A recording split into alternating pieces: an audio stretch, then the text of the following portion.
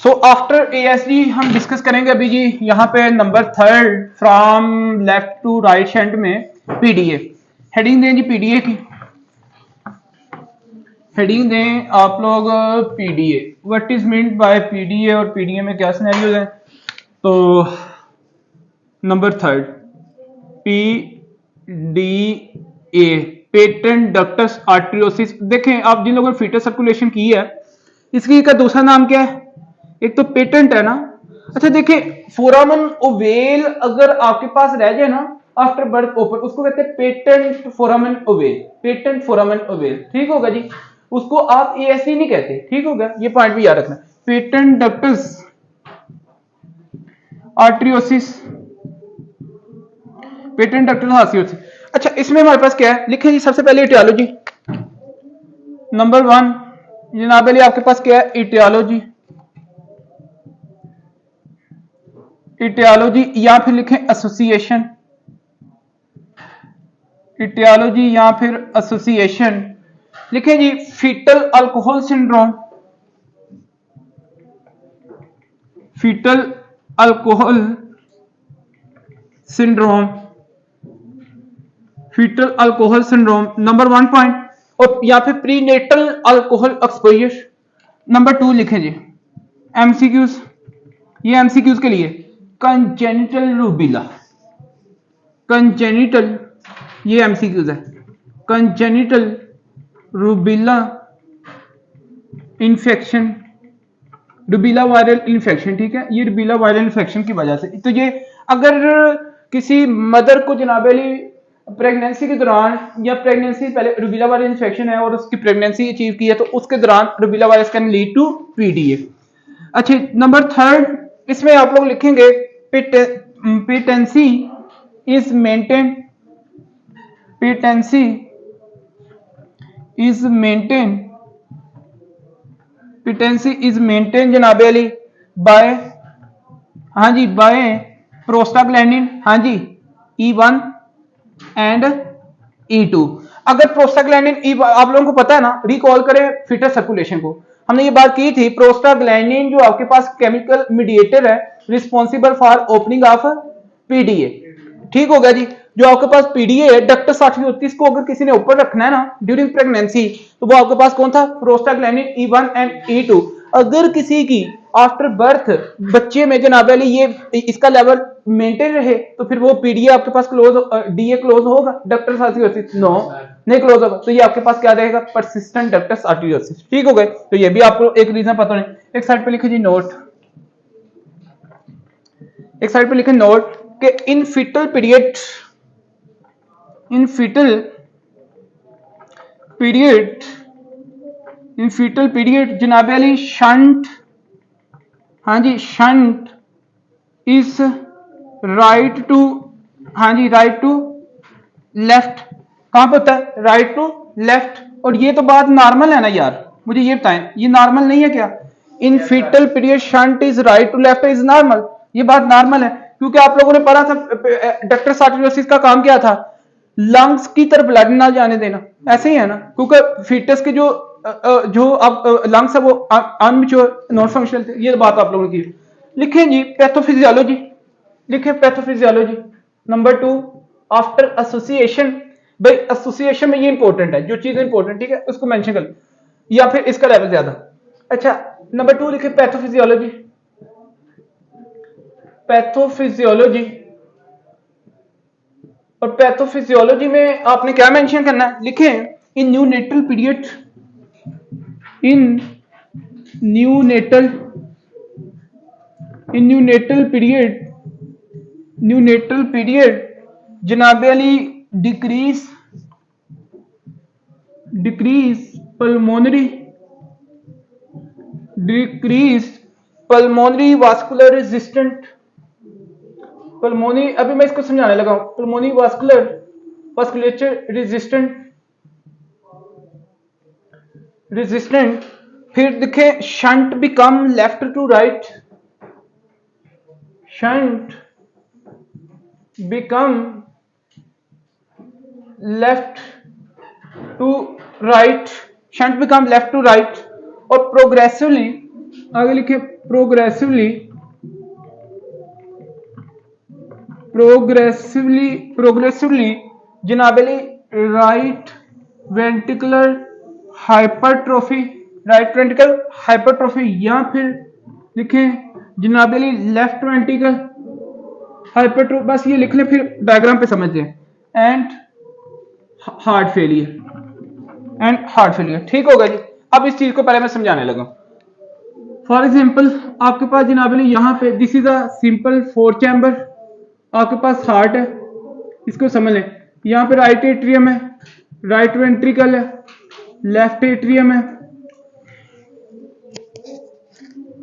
Okay है ना?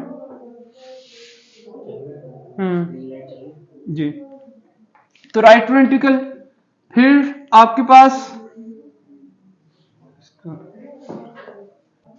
Okay तो अब यहां पे ये आपके पास राइट वेंट्रिकल और ये आपके पास क्या जी लेफ्ट वेंट्रिकल। राइट वेंट्रिकल से पल्मोनरी आर्टरी जाएगी किसकी तरफ? हाँ जी लंग्स की तरफ। यहाँ पे ट्रैकिया ब्रोंकस और ये आपके पास जनाबली क्या जी लंग्स, यहाँ पे ये लंग्स। अच्छा यहाँ से पल्मोनरी आर्टरी और यहाँ से आपके पास क्या जी एओर्टा, ऐसे ही है जी। यहाँ से सुपीरियर वेना केवा और इंफीरियर वेना केवा दोनों आपस में मिलेंगी, किसमें ड्रेन होंगी? राइट एट्रियम में। वो कहता है जी in neonatal period decrease pulmonary vascular resistance, ठीक होगा जी। देखें आपके पास न्यूनेट कहते हैं 28 डेज के बच्चे को। अच्छा मेरा एक आपसे क्वेश्चन है, जब फीटल सर्कुलेशन आपने पढ़ी थी तो उस टाइम आप लोगों ने ये देखा था ना कि भाई लंग्स अनमेच्योर्ड थे, लंग ये आपके पास क्या थे? नॉन फंक्शन थे। अब जनाब अली जब ये आफ्टर बर्थ, जब ये इस बच्चे की बर्थ हो गई है तो 28 डेज का भी बेबी है, तो क्या उसके लंग अभी इतने मेच्योर होंगे? क्या लंग्स इतने मेच्योर? नो। तो डिक्रीज पल्मोनरी वास्कुलर रेजिस्टेंस, यहाँ पे जो पल्मोनरी वास्कुलर रेजिस्टेंस है ये आपके पास क्या होगी? मतलब कि डिक्रीज होगी। अब मेरा एक आपसे क्वेश्चन है, मुझे एक बात बताएं, देखें हाँ इतने मेच्योर तो नहीं होंगे लेकिन जब आफ्टर बर्थ लंग फंक्शनल तो होंगे ना, लंग्स फंक्शनल तो होंगे ना, तो फिर जो ब्लड पल्मोनरी आर्टरी में वो उसका ब्लड ये लंग से रिसीव करेंगे ना। जब ये लंग से रिसीव करेंगे तो इसकी रेजिस्टेंस कम होगी कि ज्यादा? रेजिस्टेंस इसकी क्या होगी? कम होगी ना। तो decrease pulmonary vasculature resistance after birth, ऐसे ही है ना। जो अब बच्चा 28 दिन का हो गया है भाई उसके लंग्स काम कर रहे हैं, लंग्स उसके जब काम कर रहे हैं पल्मोनरी आर्टरी वो ब्लड लेंगे, जब ब्लड लेंगे तो यहाँ से रेजिस्टेंस कम हो जाएगी। फिर shunt become left to right. फिर मुझे ये बताएं जब ये लंग्स ब्लड लेंगे, ब्लड ये ऑक्सीजनेट ब्लड करेंगे तो ब्लड भी क्या कहाँ आएगा? लेफ्ट एट्रियम में। तो लेफ्ट एट्रियम से जनाबली आपके पास कहां पे जाएगा? हाँ जी शंट आपके पास क्या होगा? Left to right. अब देखें यहां पे मेरा आपसे ये क्वेश्चन है, मुझे आपने ये बताना है जब ये ब्लड लेफ्ट एट्रियम में आएगा लेफ्ट वेंट्रिकल में भी आएगा ना, लेफ्ट वेंट्रिकल में आएगा। अब हमने पढ़ा था जी यहाँ पे डिसेंडिंग एओर्टा, लेट्स सपोज यहाँ पे ये आपके पास पोज कर लें, ये आपके पास क्या है? Descending aorta. अब डिसेंडिंग एओर्टा और पल्मोनरी आर्टरी के दरमियान एक कनेक्शन था, ऐसे ही है, ये कनेक्शन था, इसका नाम क्या था? Ductus arteriosus. अब ये बात है जब बच्चा पैदा हो गया पल्मोनरी आर्टरी की रेजिस्टेंस क्या हो गई? कम, मतलब क्योंकि ब्लड किसने ले लिया? लंग्स ने। ब्लड से लंग से ब्लड कहां पे है? लेफ्ट एट्रियम में। फिर लेफ्ट एट्रियम लेफ्ट वेंट्रिकल में, फिर किसमें? Aorta, ascending aorta, descending aorta. अब अगर किसी बच्चे में ये डक्टस आर्टेरियोसिस जनाबेली क्लोज नहीं होता, अगर ये क्लोज नहीं होता, अगर ये लिगामेंट नहीं बनता, ये ओपन रहता है, तो फिर ब्लड जब यहां पे आएगा तो फिर यहां पे आ सकता है ना, फिर ब्लड यहां से इधर को आएगा ना, क्योंकि आफ्टर बर्थ प्रेशर हाई किस साइड पे है? राइट साइड पे। यार मेरी बात को अंडरस्टैंड कर रहे हैं जी? तो फिर जब आपके पास डिसेंडिंग एओर्टा में जब ब्लड प्रेशर ज्यादा होगा तो फिर ये शंट लेफ्ट साइड से किधर को जा रहा है? राइट को ना। हाँ जी तो लेफ्ट से राइट को जाएगा तो shunt become left to right progressively. अब मेरा आपसे ये क्वेश्चन है, मुझे आपने ये बताना है कि भाई जब डिसेंडिंग एओर्टा से ब्लड मूव करेगा किस पे? पल्मोनरी आर्टरी की तरफ। पल्मोनरी आर्टरी में हाइपरट्रोफी होगी ना, विद द टाइम जनाबली ये फिर ब्लड लेना छोड़ देगी, तो राइट वेंट्रिकल से ये ब्लड लेगी?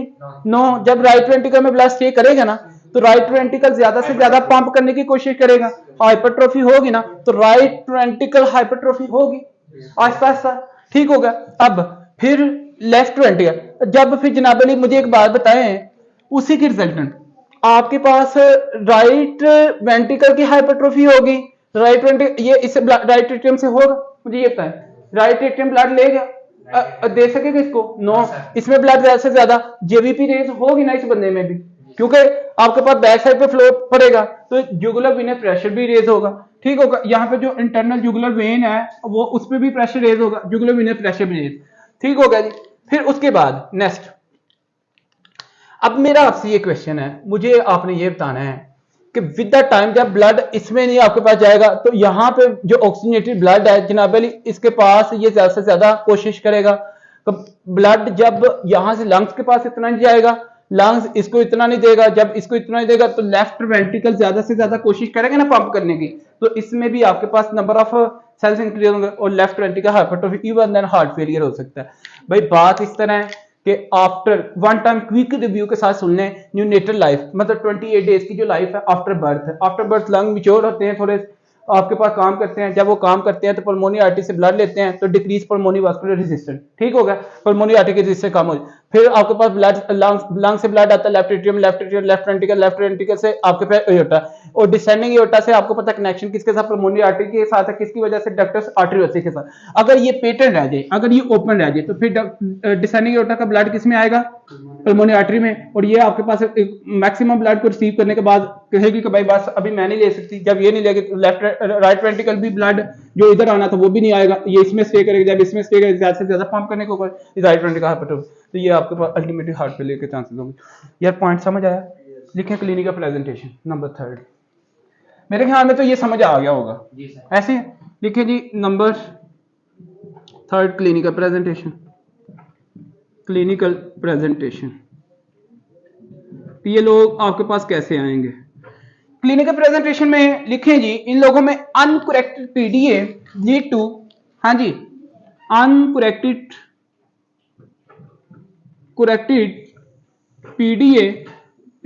पीडीए, आपको पता पीडीए के लिए फिर क्लोज करने के लिए क्या हम देते थे, एंडोमेसासिन देते थे ना, एंडोमेसिक्स वगैरह देते थे ना, ब्रूफिन वगैरह, एस्टामिनोफेन वगैरह देते, तो एंडोमेसासिन आप लोगों को पता है, फिर हम दे क्लिनिकल पे अनकरेक्टेड पीडीए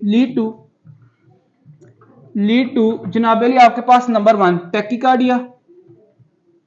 टैकीकार्डिया मतलब heart rate more than 100 tachycardia, फिर आपके पास जनाब अली यहां पे लिटरली साइनोसिस, लिटरली जनाब अली आपके पास लेटली मतलब लेटली साइनोसिस होगी, ठीक है जी। कंजेस्टिव हार्ट फेलियर हो सकता है, कंजेस्टिव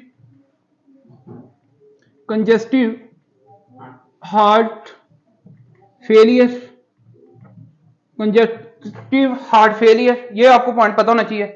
अच्छा जी, इसमें लिखें जी, एक नोट लिखें इन्वेस्टिगेशन लिखें नंबर 4 पे, इन्वेस्टिगेशन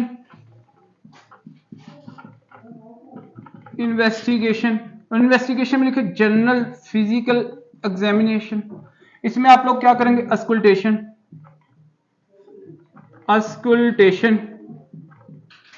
और अस्कुल्टेशन में ऑन अस्कुल्टेशन आप लोगों को क्या मिलेगा जी, ये बात आप लोगों ने याद रखनी है, continuous machine like murmur, head continuous machine like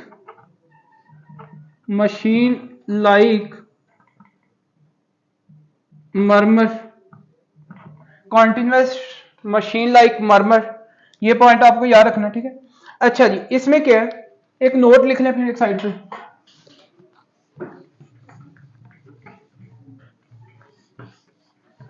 यहां पे एक नोट लिखें जी, continuous murmur located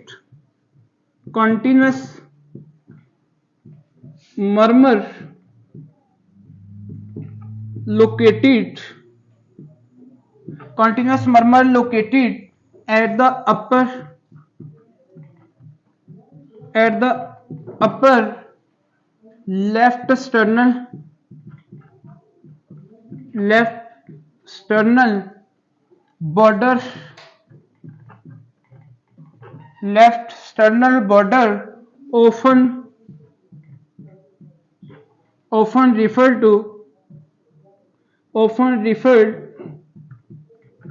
to as a machine like murmur, इसी को कहा जाता है फिर ये machine like murmur, machine like murmur, machine like murmur. ठीक होगा जी, तो ये आप लोगों ने पॉइंट याद रखना। फिर लिखें जी नंबर 2 पे इकोकार्डियोग्राफी, इकोकार्डियोग्राफी। तो ये आप लोगों को इकोकार्डियोग्राफी क्या शो करेगी कि आपके पास ब्लड फ्लो हो रहा है कहाँ से, हाँ जी जनाब अली, राइट से लेफ्ट, और लेटरली आपके पास राइट से इनिशियली आपके पास लेफ्ट टू राइट, फिर देन आपके पास कहाँ पे होगा राइट टू लेफ्ट। ठीक होगा जी। डीऑक्सीजनेटेड ब्लड में ऑक्सीजनेटेड के साथ मिलेगा, फिर डिफरेंट फीचर्स आएंगे। ठीक होगा, ये आप लोगों को पॉइंट पता होना चाहिए। नेक्स्ट देखिए ना, चलो एंड पे मैं आपको इस चीज की बात बताता हूं, इसका लिखें ट्रीटमेंट नंबर 5 पे।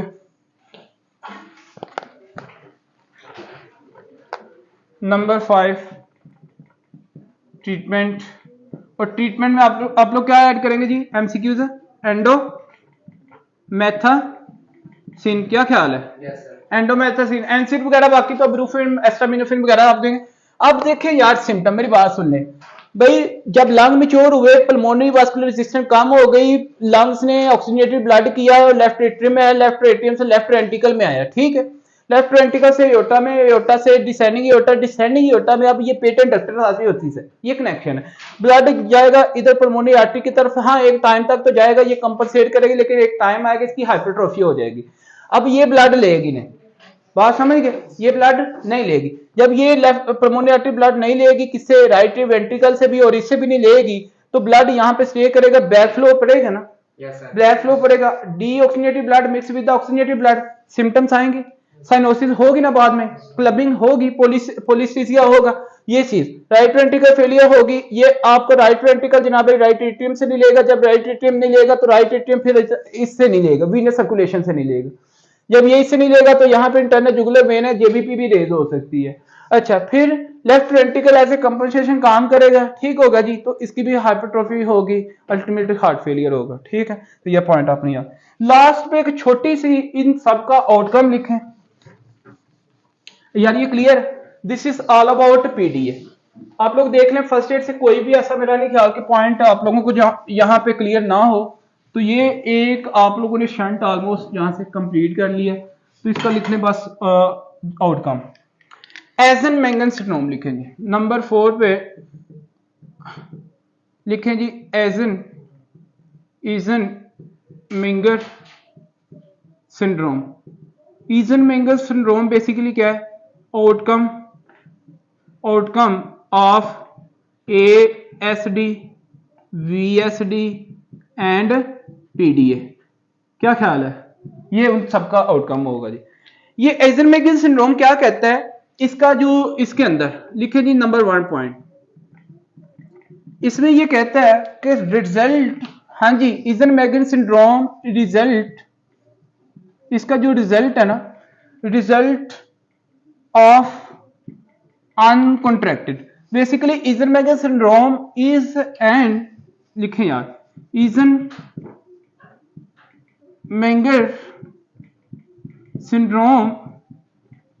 syndrome is an result of हाँ जी uncorrected ASD, VSD एंड हाँ जी PDA। भाई ये इन सब का रिजल्ट है। अब होता है इसमें क्या है भाई, जब आप लोग इसको ट्रीट नहीं करेंगे, पल्मोनरी आर्टरी में ब्लड इंक्रीज होगा ना, पल्मोनरी आर्टरी में होगा, जब आप इसको ट्रीट नहीं करेंगे पल्मोनरी आर्टरी में ब्लड इंक्रीज होगा, जब इसको ट्रीट नहीं करेंगे पल्मोनरी आर्टरी में ब्लड इंक्रीज होगा। तो लिखें increase uncorrected ASD, VSD and PDA lead to increase pulmonary pulmonary blood flow, भाई पल्मोनरी ब्लड फ्लो क्या होगा, इंक्रीज होगा। अब मेरा आपसे ये क्वेश्चन है, पल्मोनरी हाइपरटेंशन होगी कि नहीं? हाँ जी, लीड टू पल्मोनरी हाइपरटेंशन, भाई उसमें ब्लड ज्यादा जाएगा। पल्मोनरी आर्टीरियल हाइपरटेंशन ऐसे ही है ना? पल्मोनरी आर्टीरियल, क्योंकि पल्मोनरी वेन भी तो है ना, तो पल्मोनरी आर्टीरियल हाइपरटेंशन। फिर अब ये जो पल्मोनरी आर्टीरियल हाइपरटेंशन है, लिखे फॉर कंपनसेट ऑकर, भाई for compensate occur right ventricle hypertrophy. क्या ख्याल है भाई, जब पल्मोनरी आर्टरी ब्लड को रिसीव नहीं करेगी तो ब्लड कहां पे स्टे करेगा? राइट वेंट्रिकल में। तो राइट वेंट्रिकल ज्यादा से ज्यादा पंप करेगा, राइट वेंट्रिकल की हाइपरट्रोफी होगी एज ए कंपनसेशन। फिर अब इसका रिजल्ट क्या होगा? अब इसका जब राइट वेंट्रिकल की हाइपरट्रोफी होगी तो रिजल्ट क्या होगा? Shunt become right to left, shunt become right to left. Basically Eisenmenger जो बंदा था ना, इसने सोचा कि यार बाद में सिम्टम क्यों आते हैं, तो पता ये चला, ये सर्जन पता ये चला कि शंट बाद में क्या हो जाता है? Right to left. Deoxygenated blood किसके साथ मिलता है? ऑक्सीजनेटेड ब्लड के साथ। तो फिर क्या आते हैं? Sign and symptom. देखिए क्लिनिकल प्रेजेंटेशन, यह बात समझ आई है कि नहीं आई? Yes sir. Clinical presentation,